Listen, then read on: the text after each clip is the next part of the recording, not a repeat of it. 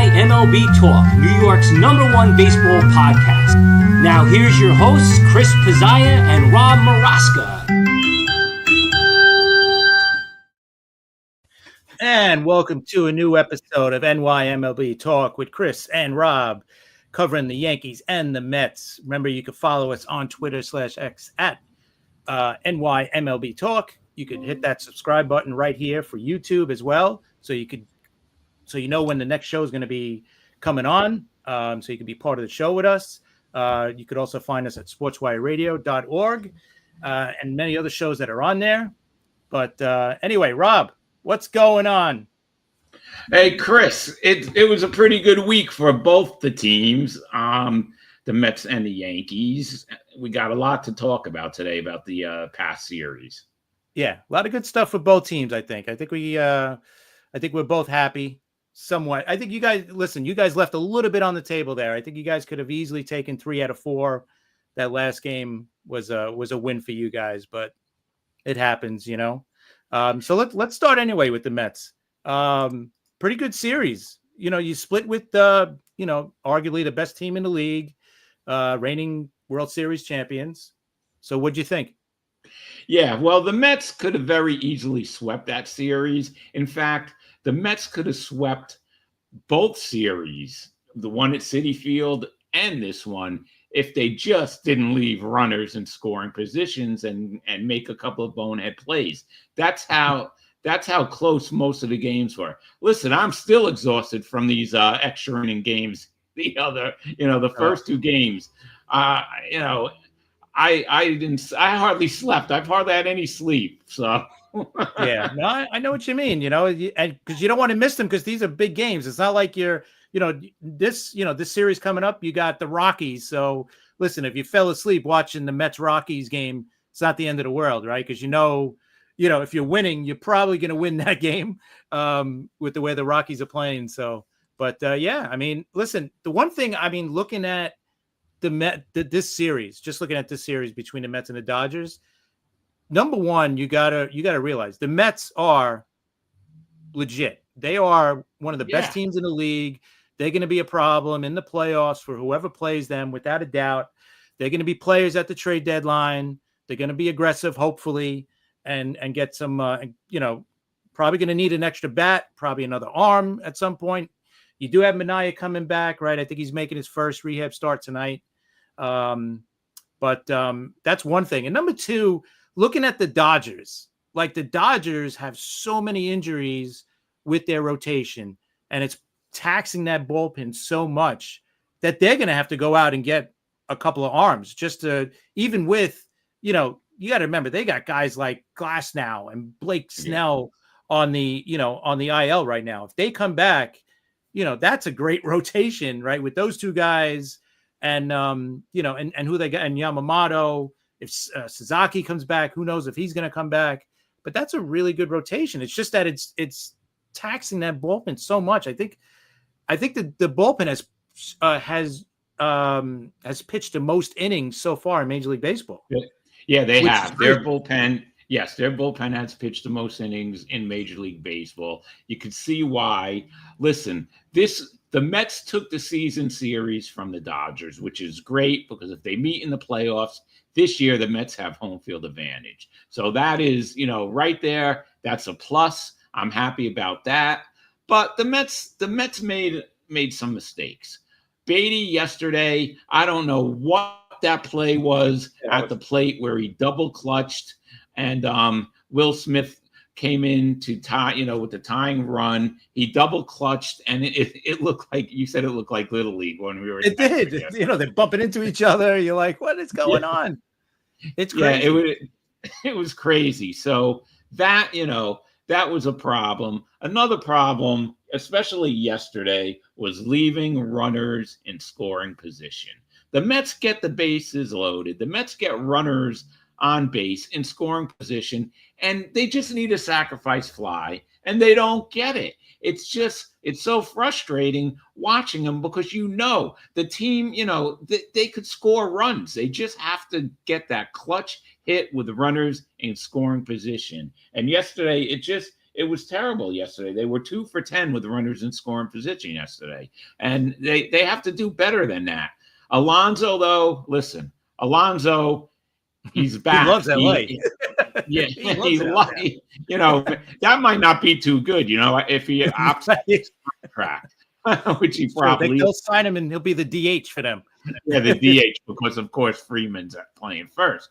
But seriously, that moonshot he hit was just one of the longest balls I ever saw hit, in Dodger Stadium. It was just great. He got the power back. He's hitting clutch again. So he had a great April, cooled off a little in May, and it looks like June he's starting to sizzle again. Unfortunately, Lindor broke his toe. It was. I was going to ask you, are you concerned? No, I'm not concerned about that because he wanted to play yesterday. Mendy just didn't want him to. He wanted him to take the day off, and he didn't make him available. Which maybe he should have, but he wasn't available to pinch hit. But it was the week of broken toes, right? Yeah. Why didn't they? I was curious. Like, why don't they just put him on the 10-day DL? You got a couple of easy series coming up. Let him rest. Let him heal for 10 days, and then bring him right back. He'll be 100%. And he'll be right in time to play Philly and the Braves. Like, what do you think? Well, Mookie Betts came back after just a couple of games, right? And I'm thinking Lindor does not want to go on the IL. Of course, he'll play. He wanted to play yesterday. He was, he wanted to play yesterday. So don't put him on the IL. Rest him another day, maybe. Like you said, it's Colorado. I'm not worried at all about Colorado, although they're on a win streak. Right, What's with Miami? I mean, we know Miami's bad, but really losing, getting swept by Colorado, what is going on? So here's the other question I had for you too, was like, how do you feel about third base? Because you got Beatty, but he shows that, he's kind of hot and cold, especially with the bat too. Vientos, right? You haven't seen him that good at all this year. Mauricio, maybe he could play third. Like, do you think they're going to go out and get a third baseman eventually, or do you think they're going to figure it out with these guys? They're probably going to figure it out. I think they're not going to go after a third baseman. I don't think they want to give anything up yet. They're going to try, Beatty, Mauricio, and then we'll see when Vientos comes back. So right now, I just think that's what they're going to do.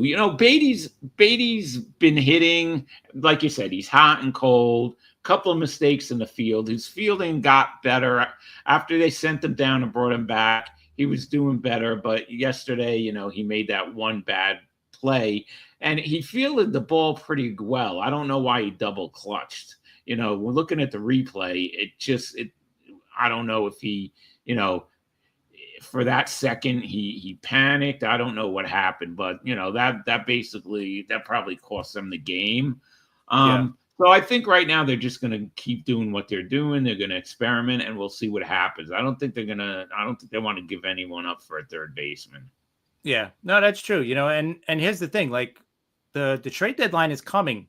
Like we think it's it's the end of July, but the end of July is going to be here. It's going to be like that, right? And now we start seeing teams. Now we start seeing what teams are going to be players at the deadline, either buying or selling. It's starting to get a little bit clearer than it was, a few weeks ago. And then in the next couple of weeks, we'll see it clear up even more. But yeah, those are a couple of things I was thinking about with the Mets. Third base, what are they going to do? Obviously center, that's where they might go with another bat too in center field. Yeah. And then, with Minaya coming back, if he comes back, how many starts do you think he's going to need? He has to start basically a whole spring training, right? He's got to get built up. And yeah, I don't know. You don't plan on seeing him till after the All-Star break, I'm pretty sure. Which is going to be here before you know it. Another month it'll be here. Yeah, we talked about this the other day. Baseball season's, it's a long season, but it just goes by really fast. And before you know it, it's going to be the All-Star break already. It's just crazy. But a couple of things with this Dodger series that I was happy about. Blackburn looked really well. Yep. He pitched excellent. I was very happy with him. So that's definitely a plus. Soto's looking all right now. And for all of you Yankee fans out there, please, I've been saying this, and Chris has been, listen, I know Soto's dead to Chris because he said this, but he doesn't, Chris doesn't, he said that, but he talks about Soto and he doesn't cry about Soto. Like, no, there's nothing to cry about. He made his decision and he's happy with it. All right. Everyone saw the video in the Mets dugout the other night where they were flipping the water bottle and then Soto came over and he was the only one who could make it land correctly. He was laughing. They were laughing. They were having a good time. He's starting to hit, right? He's starting to hit. So enough already. Forget about it, Yankee fans. I'm getting tired of hearing about it. Yeah. We know Soto's going to be Soto, right? Exactly. I've been saying it from the beginning. It's a matter of time before he turns it on. One thing that I think you could say right now, like to put it to bed or whatever you want to say with Soto is one thing that you realize is the guy is human. He's not a robot. He made this, he signed this humongous contract and people thought, you know what? He wanted to go to the Mets. He got all the money. He should be happy. Trust me, he's happy. But the human side of him, I'm sure he's got a little bit of doubt in there, mixed in with a little bit of, man, I gotta I have to do amazing. Like I have to, I just got signed. I just signed an $800 million contract. I have to prove my contract like today. I have to hit 3 home runs. So all this stuff is going on in his head. And it wasn't a big move, obviously, going from the Bronx to Queens, right? That's not the big move. But I think just the mental part of it, it just shows you that the guy is human. And now you're seeing the, not just the human side come out. Now you're seeing the athlete side where he's going to start, going on a hot streak and hitting a bunch of home runs. And he's going to go back to being Juan Soto, future Hall of Fame batter. But I think this, the first 2 months of the season just proved that the guy is he's a human being, just like us. If we got a huge promotion at a job, and we got this big money and we're like, oh my God, the first day, the first week, you're going to try to prove yourself that whole week and do some extra stuff if you possibly can. And maybe, and stuff like this is going to happen. You're going to make mistakes and all that. It's just human nature. That's all it is. And I think he's going to be fine. Like he said, he's happy. Who wouldn't be happy signing an $800 million contract? Even if it's Colorado, trust me, the guy's going to be happy. All right. That's enough money to make you happy, I think. Yeah, no, he definitely, listen, he's happy. You saw what it looked like in the Mets dugout. A lot more smiles. He's starting to hit better. Listen, the Yankee, he knew he was going to get booed at Yankee Stadium. They really, they really, really, really went nuts on him. But he knew it was coming. And sure, listen, he's human, so it got to him. Of course, it got to him. But that contract is so huge. Everything got to him. He's human. Yeah, everything got to him. That contract is so huge that it would get to anybody. I don't care who you are. Maybe it wouldn't get to Bob Gibson or somebody like that. No, but it would probably get to him too, because it's human nature. Anybody who signs a big contract like that, listen, I'll say it this way, even if he stayed with the Yankees, they would still be, man, you know what? I could have went to the Mets and I could have got, let's say he wasn't getting the extra stuff from the Yankees, right? And he said, you know what? I'm going to still go with the Yankees.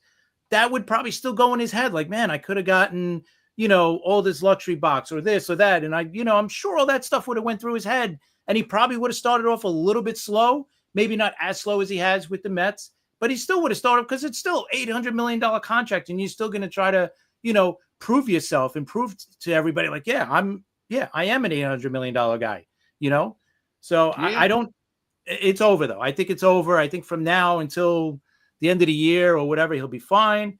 And to be honest with Soto, I think when he comes back, if we don't play each other in the World Series, the next time he's going to be at Yankee Stadium will be next year. I guarantee you next year, he's going to get booed again tremendously. But this time he's going to be like, bring it on. Yeah. He's going to be the total. He's going to be Juan Soto next year. Trust me. He's going to have fun with it. He's not going to stay in the dugout like he did until the very end and, try to hide himself or whatever. No. Next year, he's going to be bring it on, boys, Yeah. Next year, actually, it's not going to be at ESPN anymore. So right, who knows? You won't have to worry about televising it. You won't have to worry about being mic'd up.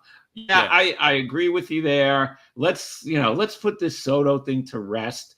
It's over. We're still saying, well, he still wishes Judge was hitting behind.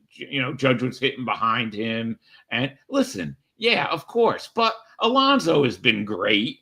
I mean, how could you complain about that? And Alonso loves Soto batting in front of him. I would say so. I would say so.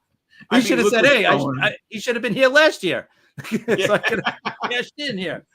Yeah, right. He still could cash in. But anyway, so that's what happened with the Dodgers series. Now the Mets have Colorado. They have Senga pitching going tonight, which I'm not worried about at all. I mean, you never know. You can't say, they're still a major league team, and they have won 3 in a row, but are they going to win 4 in a row? I'm looking forward to next week with you guys because you got Washington and you got, I think, Tampa. Right at home, that Washington series. I'm really because Washington's playing good, man. They probably don't have enough to compete with, with you guys, with the Phillies, but they have a shot to become like the 3rd best team in that division because we see the Braves now. The Braves are just, woof, man. After yesterday's game, they got swept by Arizona, and I was gonna come on and start burying Arizona, but maybe they're still alive. Yeah. And the funny thing, yesterday I was reading on X or Twitter, whatever you want to call it. Chipper Jones posted something. Great day, 9-3, and then later he comes back with the final score, and he said, "Oh, I shouldn't have took a nap." Exactly. Because what happened? What's going on with the Braves? And listen, I was talking to a Braves fan actually this morning. And I still say Max Fried was a big mistake. You think that he might have hit that age where the Braves don't want to sign anyone to a long-term contract. I think that was a big mistake. Great. I mean, look at him. He came back yesterday, had the 1 loss last week, and then he came back yesterday pitching lights out again. And that was a great pickup for the Yankees. The Braves really blew with that one. And the Braves blew it without signing anyone. They didn't have any big signings this offseason. Right. I think they should have made a move. I think they should have re-signed Fried. But as a Met fan, I'm glad they didn't. And even though he's on the Yankees, good for you guys. Yeah, I mean, I think their other big signing was Profar. And I think he's been out for most of the season. So I think he's done for the year too. But I don't know. Listen, the Braves always, have an off season where you think, oh, what did they do? They did nothing. And then they come out and they win the division or they get into the playoffs anyway. So listen, I know it's still early. They still but these next few weeks going into the All-Star break is going to probably determine whether the Braves could possibly become sellers at the deadline. Amazingly, if they keep going the way they're going, they're going to become sellers, which is crazy to think. I don't know who they're going to trade, but listen, it's something I was not expecting. You weren't, you know the Braves, the last decade or so, they're this team that just always shows up no matter what. They're always there. They're always in it at the end. So, but definitely these next couple of weeks are gonna dictate not just the Braves, but a lot of teams are on that kind of, they're on that level where it's either we're going to buy or sell at the deadline. And these next couple of weeks are going to determine that. Yeah, it's not. Listen, we've said it before. It's not like last season. It's totally different. Last season, we really didn't know who was going to be sellers or buyers. It was just that close everywhere, right? Yep. Now this year is totally different. And if the Braves don't change, if the Braves aren't better ASAP, they might be sellers. We'll have to see what happens. But I'm loving it. You should be right now. You should be. You got one of the best teams in the league, without a doubt. Listen, you took the so-called best team in the league. You split with them, and you could have easily taken 3 out of 4 or even swept them. So yeah, you guys know you're right there with them. But the Dodgers, like I said, they're an interesting team to watch too the rest of the way, because they're going to be active at the deadline. Because of all the injuries they've had, they're going to probably stock up on a bullpen arm or two, and maybe maybe a guy for their rotation too. So we'll see. But hey, anybody who's joining us for the first time or has joined us before, hit that subscribe button for us. It'd be great. If you guys want, check in the comment section. We'd love to hear from you. If you guys got any questions or any comments, put us in there, man. Put them right in there so we can talk about them. You got any questions for us? You want us to discuss? We're always here. Hit that like button also on YouTube as well. It would be awesome. But yeah, so that's the Mets. So let's switch over to the Yankees. The Yankees took 2 out of 3 against the Indians. And we always say the Indians are always that pesky team, no matter what, no matter how good or bad they are in the season. They're a team that doesn't give you an inch, and you better not give them an inch, right? Either, because they're going to take advantage. And they're not going to score a lot of runs, but they're not going to give up a lot of runs either. So they're that tough team that if you play your best, you'll probably beat them, right? If you score some runs, you're going to beat them because they're not going to outscore you. And we did beat them 2 out of 3. The middle game, we got shut out. The bats were just quiet. I think Judge had 2 of the 3 or 4 hits that they had. But yeah, I mean, we always say, right? Just win the series, win every series that you play. And that's what they did. They took care of business, took 2 out of 3 against the Indians. Fried on Thursday night was great. 6 innings, 1 hit, shutout ball, and the bullpen finished it out, wins it 4-0. The first game, Jazz's first game back, he hits a home run, helps win that one 3-2. So we'll take it, man. Like I said, you win a series, I'm happy with no problems. Yeah, me too. And sorry, guys, for some reason that was my phone. I don't know why that happened, but let's get back to that. The Guardians, the Guardians. Listen, they could be pesky and give the Yankees trouble. We know that, but Rodon looked pretty good on Tuesday night, right? Yeah, he looked awesome. Williams got the save, so it looks like Williams is back. He was a little shaky. He gave up a run. Yeah, I know, but he got the job done. So that's all. I'm only concentrating on that. And I think, listen, he's going to be fine, and he knows he's going to be the closer for the next whatever it's going to be month or so.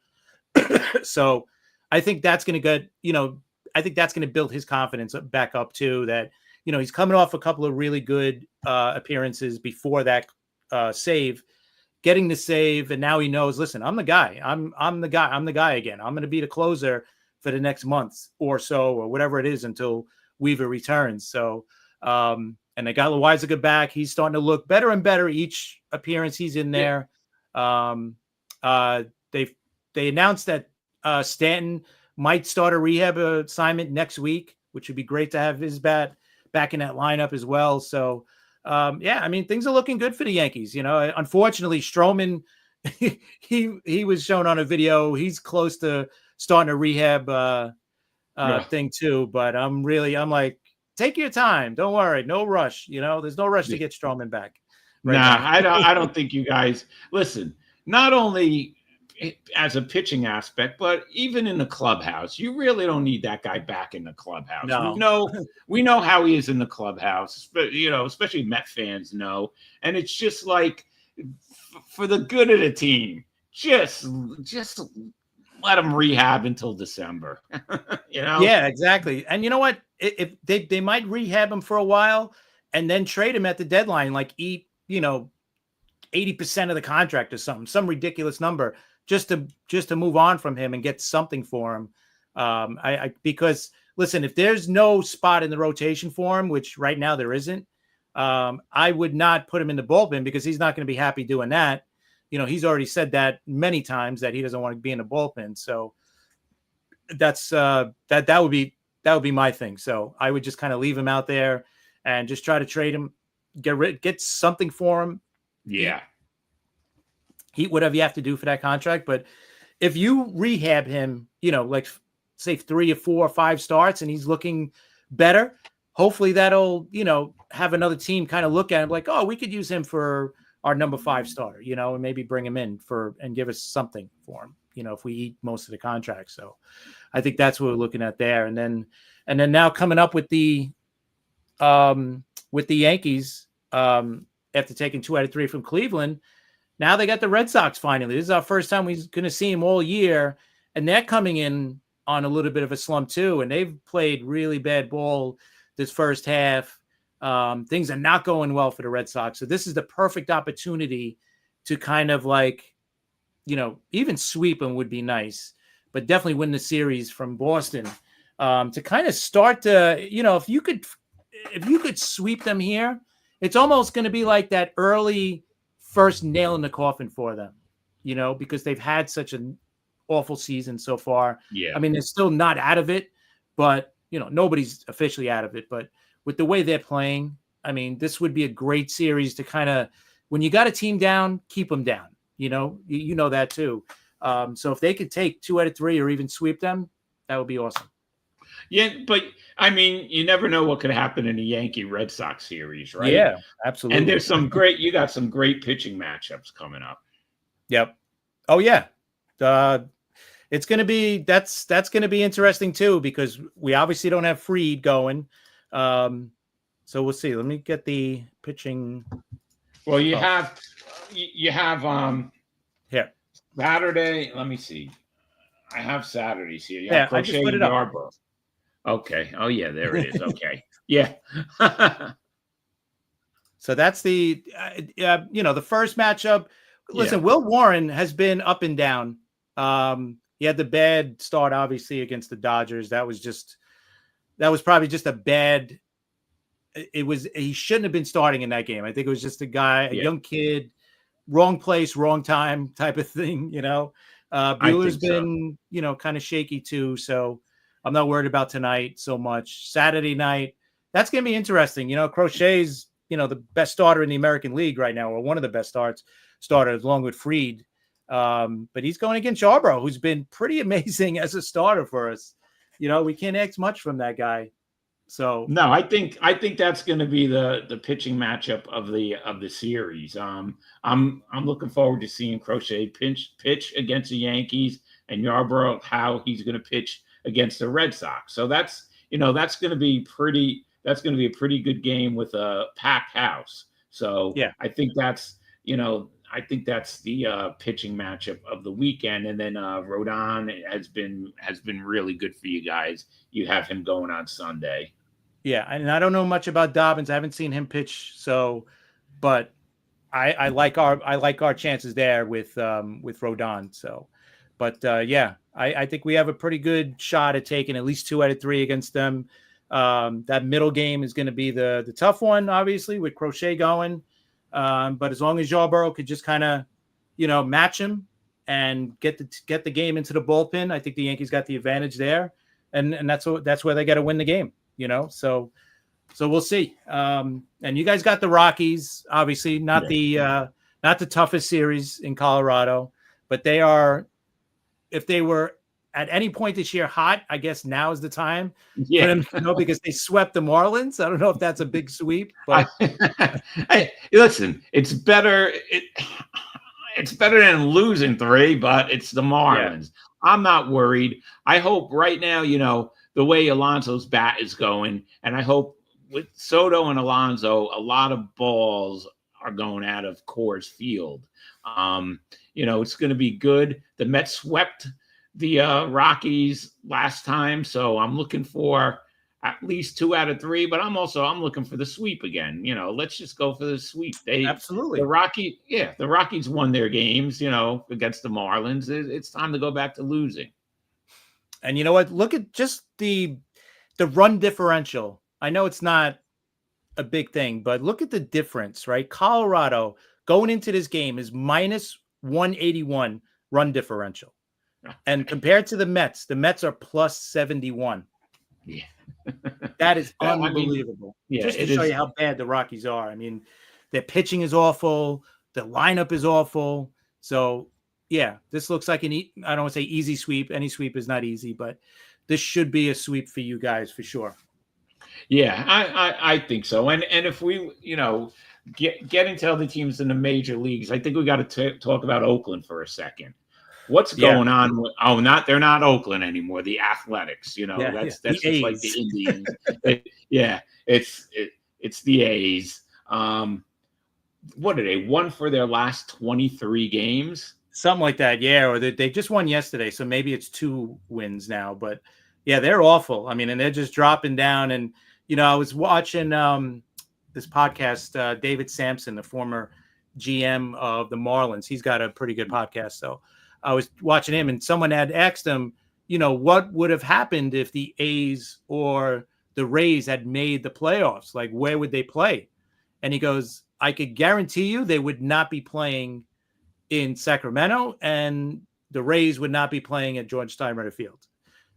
So it would be at a neutral site, probably as close as possible to Sacramento. So, anywhere in California, I would assume, Seattle, wherever. And Tampa, obviously, probably the Marlins Stadium, I guess that's closest there. But yeah, it's embarrassing. But listen, Tampa might make the playoffs. I mean, they're right there for the wild card. So I'm not going to count them out. Right now, they're technically in the last wild card spot. So that might happen.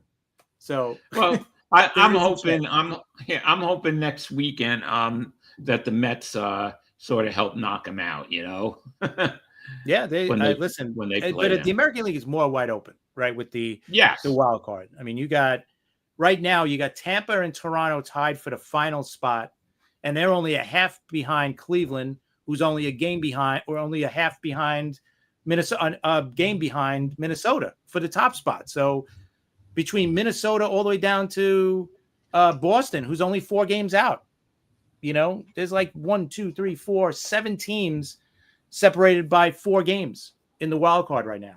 And obviously only 3 can make it. So, so the American League is wide open with the wild card race. Anything is possible. We just found out this week, you got Pablo Lopez of the Twins. He's going to be out at least 2 months, maybe 3 months. So, and the Twins were right there for the wild card as well. They were actually leading. They're actually leading the wild card spot. But like I said, it's within a game from first to fourth right now. So, so all these, like we were saying before, like you're going to start seeing teams in the next couple of weeks kind of determine if they're going to be buyers or sellers at the trade deadline, right? Right. Because you got teams that are right there, kind of barely in it. Baltimore has won 5 straight, so maybe they're trying to pull themselves 6 straight, excuse me. But they're still 7.5 out of a wild card spot.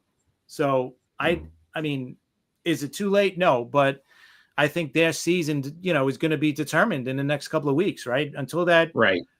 Until the All-Star break, like they have to be on a hot run from now until then.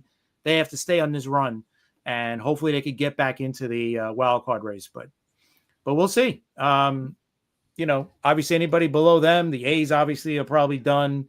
White Sox are done. But you got teams that are just hanging in. The Angels, Texas, Boston. KC is only a half game out. Seattle, they were playing great early on, and now their offense is starting to come down a little bit. Even with their great pitching, they're not in a wild card spot now too. So we'll see. It's definitely getting interesting though as we get closer. Yeah, it definitely is. And I just wanted to talk to you about something that I talked to you off air. This week, Evan Robbins of WFAN was talking about this, and I think it's a good subject. The Mets had a giveaway last weekend where they were giving away Hello Kitty bobblehead dolls, okay? But it was only to, I think it was the first 15,000 fans, okay? This stuff's got to stop. It's ridiculous. 15,000 fans. So that means a lot of little kids got to the game, and there was no more Hello Kitty bobbleheads. All right. It's really ridiculous. When I was a kid, if they had giveaways, like they used to always give away batting helmets and caps, they had enough for everyone. Okay. At Shea Stadium, that was over 50,000 fans. They had a hat for everyone. They didn't have sponsors then. So the Mets produced the hats, the batting helmets, or whatever they were given. I remember they were giving away. They gave away gloves too. They gave away everything, and there was always something enough for the fans. And if not, the fans would get a coupon where they could get one at another time. Now you got all these sponsors, these big sponsors like Verizon, AT&T, whoever, and it's for the first 10,000 or the first 15,000. Come on, the Mets could very easily say, Verizon, if you want to sponsor a giveaway, you got to have enough for everyone who comes to the stadium. That's it. It's ridiculous. You have these people lining up for a 110 game like at 9 a.m. so that their kid could get a Hello Kitty bobblehead doll. And then if the kid doesn't get one, they're going to be crying and they're going to ruin your day at the stadium. Right. It's a lose-lose situation. So what do you think about that, Chris? I think they should just have one if it's a kid's giveaway, they should have one for every kid. And if it's a giveaway for everyone, they should have one for everyone. Absolutely. I totally agree. Tell these sponsors, listen, we need 48,000 shirts for that giveaway. Okay, that's it. And just make it happen. Like, what are they charging? Like these sponsors that are getting a shirt made or a hat made, like you said, or a bobblehead, if they're making 50,000 of them, how much is it going to cost them to make these things? Like it's going to be nothing, and it's going to be getting their name out there, sponsor wise. So, if it's $50,000, if it's going to be $100,000, it's nothing for them, for these billion-dollar companies, right? They're huge companies. Right. Just pay for this stupid thing, whether it's a shirt, a hat, like you said, a mini bat, keychains, whatever it is, magnets.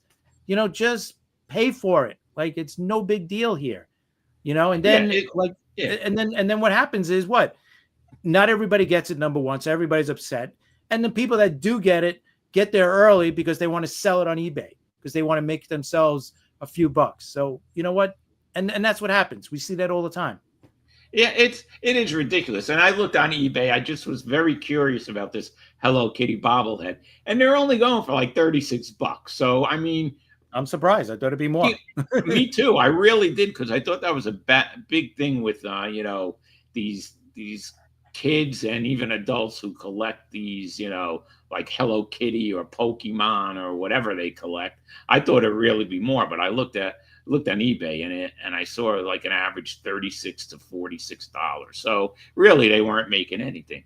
But just please have enough stuff. Don't disappoint kids. You're trying to get kids to like baseball, right? They're trying to make it younger because they need the fans.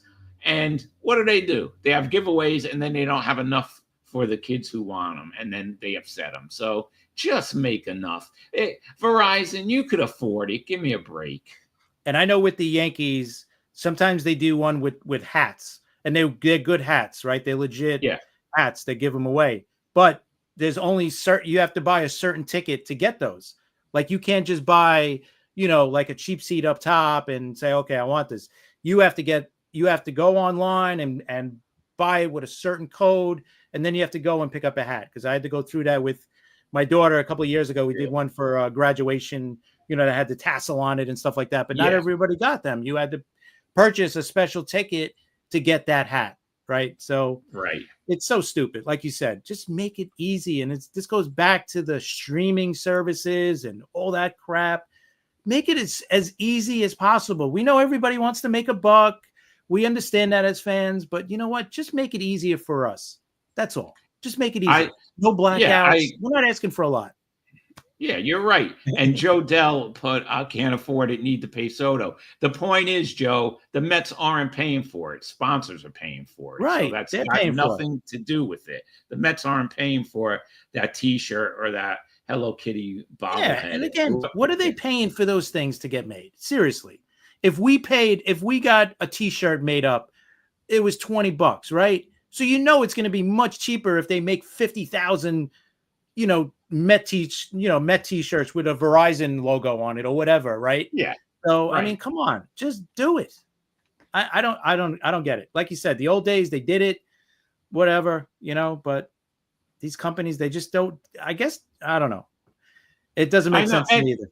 Yeah, and then they're okay. I'm sure they're afraid that, well, if we make 46,000 of them and only 20,000 people show up, we're stuck with them. All right, but this year you don't have to worry about that with the Mets. You don't have to worry about that with the Yankees.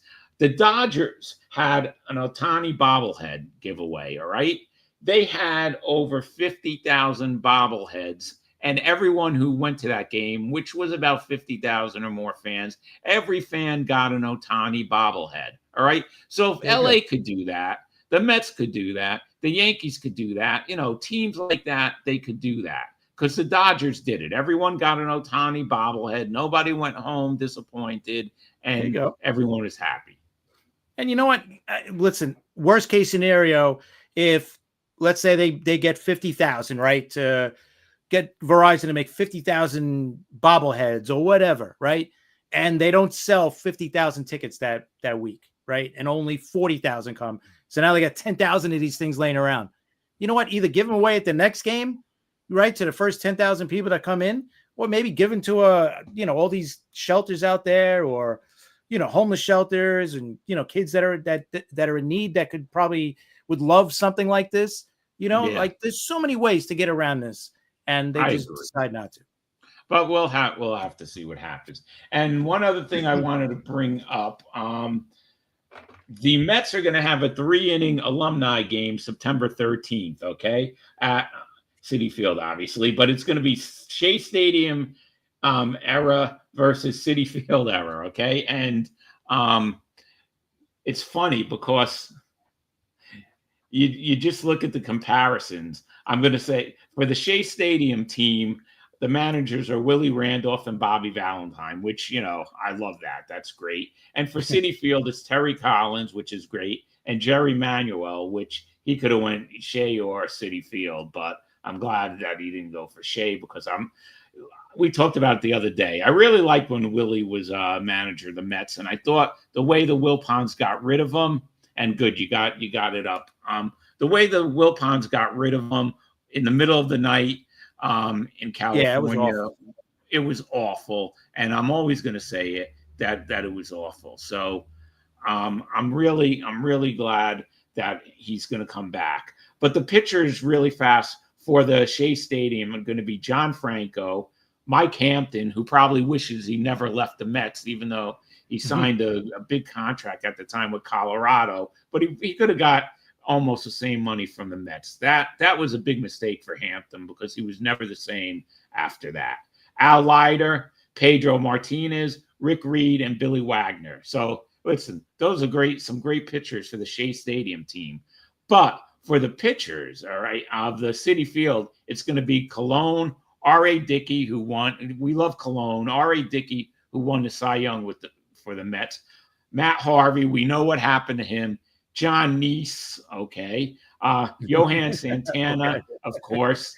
Great first pitcher, no-hitter in Mets history, and Syndergaard. All right, good pitcher. So both pitching staffs pretty good.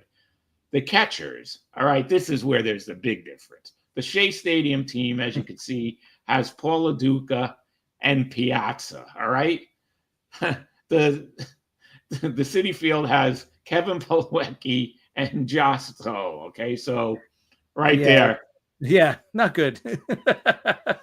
Not good. Let's go real fast with the infielders. For the Shea Stadium team, we have Alfonso, Delgado, Ordonez, Reyes, Ventura, and Zeal. Okay, I love that infield. That's great. And for Citi Field, you have Cabrera, Ike Davis, who just dropped off the face of the earth.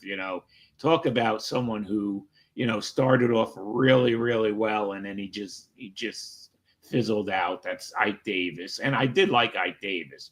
Kelly Johnson, Josh Satin, and Tejada. So you got to give that infield to the Shea Stadium team, of course. And you know what? And no David Wright? Yeah, no David Wright, but that's probably because of they're gonna retire his number and everything. So that's probably why it's no David Wright.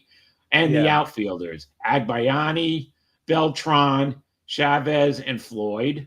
Okay, and for the Citi Field, Mike Baxter, Okay, Granderson, which we both love Granderson. Yeah. Lagares and Neuenhouse. So, you got to give that to the Shea Stadium team also. And then the ambassadors are going to be Strawberry and Wilson. So what do you think of those? The Shea Stadium and the Citi Field team? Yeah, I think it's awesome. I think I love that they're doing this and they're playing a game. I hate that the Yankees stopped playing their Old Timers Day game. That was one thing that the Yankees were always known for, right? And they're not doing it. So I hate that they stopped doing it. But it comes to a point too where a lot of these guys just got too old, and then maybe the newer players were like, "Listen, I don't want to do this. I'd rather not. Or whatever." But I wish they had the game again. It was a fun. Hey, it's a couple of innings, whatever. It's good to see them again. But I think this is awesome that the Mets are doing this. Yeah, it's always fun. The Mets did it a couple of years ago after the Wilpons stopped doing it for forever. So I'm glad that Cohen brought this back. It's always fun to see these guys come back, and a lot. They're not really the older players, so that's really good too. They could play 3 innings, and it's going to be good to see a lot of these guys come back. So yeah, I'm glad that the Mets are doing it. And you know what? It's on September 13th. That's the other thing. The Yankees always did theirs in like the middle of the summer, early August or late July, when it was like 95 degrees. So I think that's a great thing. September 13th, maybe it's a little cooler. It's not as hot. And that'll help out some of the older guys, even though none of them are really that old. But I'm sure a lot of these guys will appreciate it that it's in September and not in August. So hopefully they'll get a better day too. But one more thing we should talk about too was the Major League Baseball announced that the ABS system is going to be coming next year. The challenge system for balls and strikes. It looks like it's going to be implemented next year. What are your thoughts there? I love it because as we have seen this year, I don't like to put down the umpires. It's a hard job, especially when it's freezing out, raining, the middle of the summer when it's hot as hell out. But let's face it, the strike zone has just been all over the place. A lot of these umpires have not been consistent. They've been making bad calls. Then they get into fights with the players. They the player gets thrown out for arguing a strike. The manager gets thrown out for arguing a strike. And it's just been a mess. At least with the system now, we'll get some consistency finally. And the players gotta love it. And I'm all for it. It's about time. If you have the technology, then you definitely should do this. All right. And so I'm 100% for it. What about you? Yeah, no, me too. It's like, baseball has to, every other sport has these things, and we do have the, reviews on some of the plays, the home runs, balls, not balls and strikes, obviously, but I like it. I do. I like it. They have to figure out how many challenges each team is going to get and all that. But I love this because, like you said, the balls and strikes have been awful. And you can't really get on them too much because, you know what? These guys are throwing 100 miles an hour with movement now. So much more movement than in years past. It's just ridiculous. So I get it. It's much harder for these umpires to call balls and strikes, especially consistency with the movement that these guys do have. So I'm all for it. And I think it'll make the game better. And I'm sure they're going to make the challenge as quick as possible. So we're not sitting around waiting for a stupid call to come, because it should be pretty quick, right? I mean, it's either in the strike zone or not, right? There's not too much to really determine there. So I like it. I think it's going to be great. And I would think the players want it too, because let's look at it this way too. Like at the end of next season, there might be a work stoppage, or there probably is going to be a work stoppage, right? So I don't think Manfred wants to do anything to piss off the players, to start off, right? Because we're talking about just over a year now that we're going to be talking about a work stoppage and all that. So I'm sure he doesn't want to do anything that's going to rock the boat, that's going to make the players go, oh, this guy, I think the players are behind this. At least I would think they are. That's how I looked at it too. Yeah, they have to be behind it. I mean, yeah, it's only going to help them. And it's what's fair. I know human error has been part of the game since it started. But if you could avoid some things and be fair and have a strike checked out, then I think that's the way it should go. Also, I just wanted to say, because we have, we're on a lot of in different venues now and formats and everything. And I just wanted to tell people out there, we are NYMLB Talk, but also, as you can see, we talk about other teams. We have followers who are fans of other teams. We're going to have guests from other teams on. So whatever team you guys are into, if you have questions or if you want to send us anything, we'll talk about your team.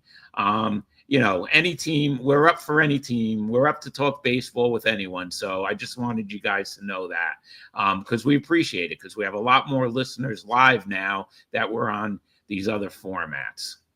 And definitely hit that subscribe button as well. So this way you guys will know when we're coming on. But we've been pretty consistent Mondays and Fridays, so we could kind of go over the series coming up, and we could look back at the series that just happened. So we're kind of getting into that groove. Mondays, Fridays, usually at 3:00. And if anybody wants to join us, hit us up on Twitter at NYMLB Talk. Just send us a message and we'll get back to you. And we'll you guys could come on and join and be a part of the show and be a guest. And we could talk about, like Rob said, any team. It doesn't have to be Yankees and Mets.